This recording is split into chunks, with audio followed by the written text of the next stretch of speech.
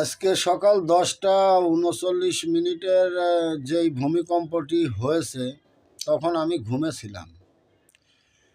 আসলে এই ঘুমন্ত অবস্থায় আমার ঘুম ভেঙে গেল এবং এমন পরিস্থিতি আমার কাছে অনুভব হলো যে পৃথিবীটা ধ্বংস হয়ে যাচ্ছে, বা কেউ মনে হয় কোনো রাষ্ট্রের থেকে বোমা নিক্ষেপ করছে বাংলাদেশের উপর, মানে তছনছ করে দিচ্ছে সব। এমন ভয়াবহ ভূমিকম্প আমি কখনো দেখি নাই বা অনুভব করি নাই। তাই আজকের ভূমিকম্প দেখে আমি মোটামুটি প্রচুর ভয় পেয়েছি বা প্রচণ্ড কষ্ট পেয়েছি যে আল্লাহ, পৃথিবীটা মনে হয় ধ্বংস হয়ে যাচ্ছে।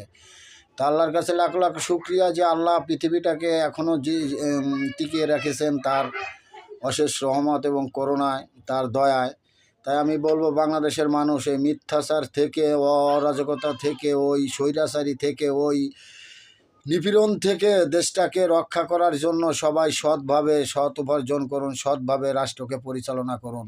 মানুষের উপর জুলুম অত্যাচার থেকে সরে দাঁড়ান, সব কিছু বন্ধ করে সবাই সঠিক পথে দেশটাকে পরিচালনা করুন। প্রতিটি জনগণ যাতে শুভকামনা নিয়ে, শুভ মন নিয়ে, শুভভাবে সুহৃদয়বান হন এবং আল্লাহর প্রতি সহনশীল হন। এই কথাটি বলে আমি আমার কথা শেষ করছি। ধন্যবাদ। সবাই ভালো থাকবেন।